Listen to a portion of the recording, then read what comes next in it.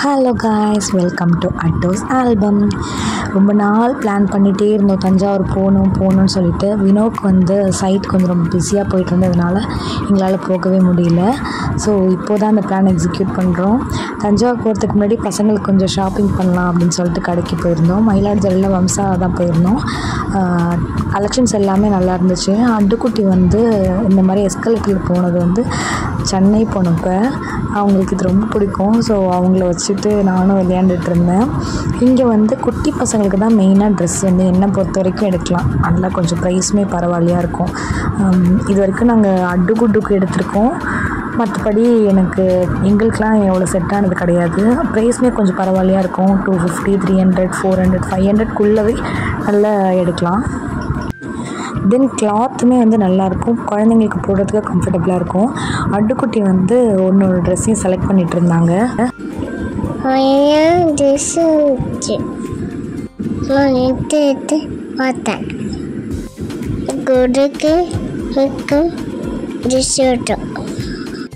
அப்புறம் அட்டுக்குட்டியே போய் ட்ரெஸ்லாம் செலக்ட் பண்ணி முடிச்சுட்டு அவங்க அப்பாவுக்கு எடுக்க வந்தாங்க. அப்பாவுக்கு ட்ரெஸ் எடுத்தோம். எல்லோரும் வந்து மிரர் செல்ஃபி எடுக்கணும் அப்படின்னு சொல்லிட்டு ரொம்ப ஆசை எனக்கு. அதை பார்த்தா கேமரா ஷேக் பண்ணி எடுக்கக்குள்ளே போதும்னு ஆயிடுச்சு.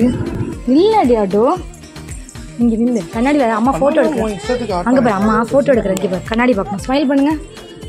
ஸ்மைல்.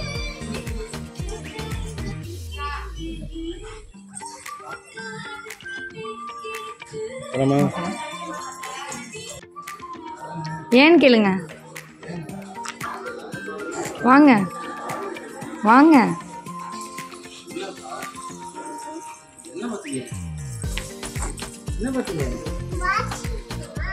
யாருக்கு? அப்பாக்கு வேணும்.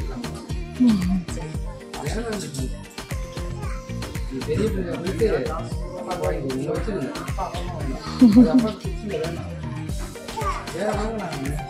இந்தாங்க.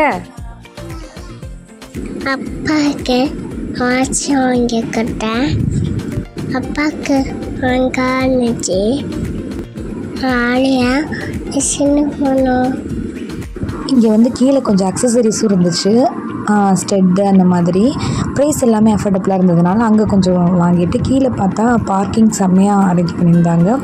மெயினாக வந்து இந்த ஷாப்புக்கு வரதுக்கான ரீசனே கார் பார்க்கிங் தான். இங்கே ப்ராப்ளம் இல்லாமல் இருக்கும். ஸோ இங்கே வந்துட்டோம். நாங்கள் இந்த கும்பகோணம் சைடு போனோம் அப்படின்னாலே மெயினாக வந்து நான் எப்போவுமே ட்ரெயின் பார்ப்பேன். சின்ன பிள்ளையிலேருந்து எனக்கு அது ஒரு பழக்கம். எங்கள் அப்பா கூட்டிகிட்டு போய் என்னை காட்டுவாங்க. அதுக்கப்புறம் நான் அட்டுக்குட்டிக்கும் காட்ட ஆரம்பித்தேன். ஸோ இன்றைக்கும் அப்படி தான். முன்னாடி மாதிரி இப்போ ட்ரெயின் பார்க்க முடியல. ஃபுல்லாகவே வந்து பிளாக் பண்ணி வச்சுருந்தாங்க. கம்பிலாம் போட்டு மறைச்சிட்டாங்க. ஏன்னா இங்கே ஒரு ஆக்சிடெண்ட் ஆச்சு, ஒரு தடவை பஸ் ஆக்சிடெண்ட்டு. அதுக்கப்புறம் இந்த அளவுக்கு பண்ணிட்டாங்க. அட்டுக்குட்டிக்கு நான் ட்ரெயின் காமிச்சிட்டு அப்படியே கொஞ்சம் வீடியோஸ் எடுத்துகிட்டு இருந்தேன். ஜாலியாக தேனி ஆட்டோம்.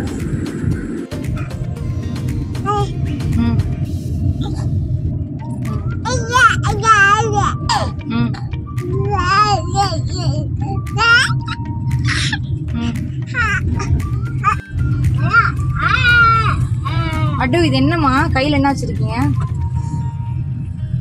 என்னது? சேதம் வச்சா? ஏன் இது வாங்கினீங்க? இப்போ உங்களுக்கு பிடிச்சிருந்துச்சா? யார் வாங்கி கொடுத்தாங்க? தேங்க்யூ சொன்னீங்களா அப்பாவுக்கு? சொல்லுங்க.